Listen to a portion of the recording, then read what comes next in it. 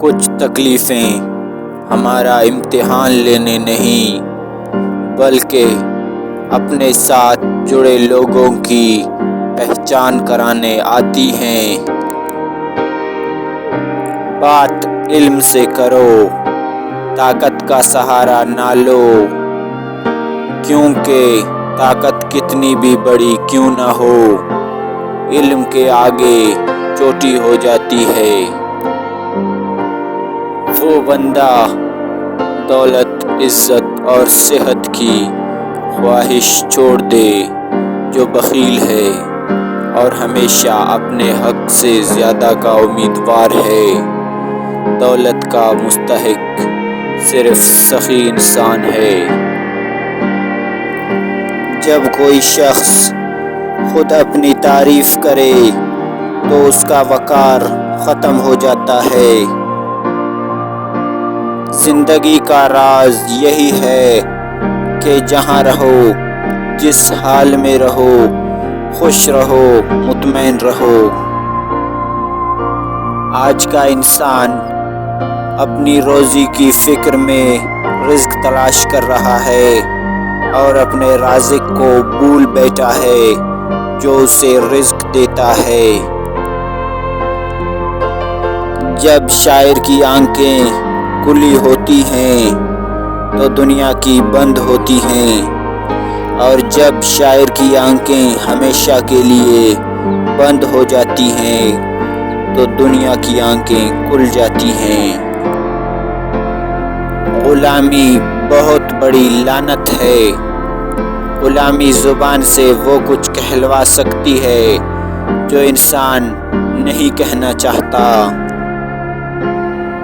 آج کل تعلیم زیادہ ہے اور علم کم، جبکہ پہلے زمانے میں علم زیادہ تھا اور تعلیم کم۔ انسان کو ہمیشہ یاد رکھنا چاہیے کہ نیک عمل کبھی ضائع نہیں ہوتا۔ جو شخص اپنی عظمت کے گیت گائے وہ کبھی عظیم نہیں ہو سکتا۔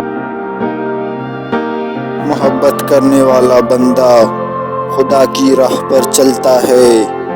مومن اور کافر دونوں سے محبت کا اظہار کرتا ہے۔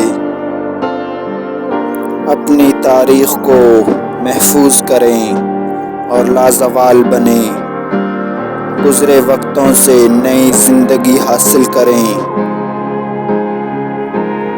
میں سچ کہتا ہوں، آپ کا دشمن بھی آپ کا دوست ہے۔ اس کی موجودگی آپ کی زندگی کو بھرپور اور امیر بناتی ہے۔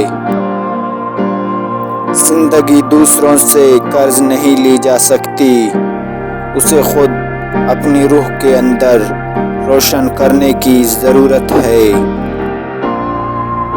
تم کامیابی اور ناکامی پر نظر نہ کرو بلکہ اپنے مقصد تخلیق کو پہچانو اور جدوجہد کیے جاؤ۔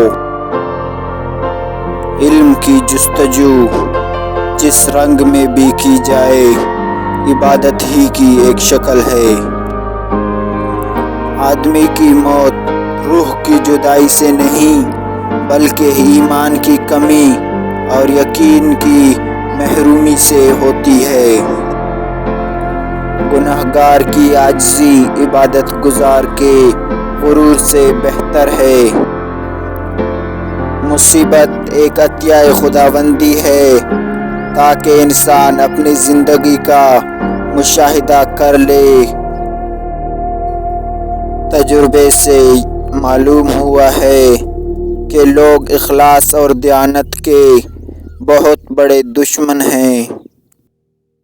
وہ بندہ کبھی ذلیل نہیں ہو سکتا جس میں یہ ایک خوبی ہو کہ وہ عاشق رسول ہو صلی اللہ علیہ وسلم۔ عشق رسول صلی اللہ علیہ وسلم دنیا بھی ہے اور دین بھی۔ اس کے بغیر انسان نہ دین کا رہتا ہے نہ دنیا کا۔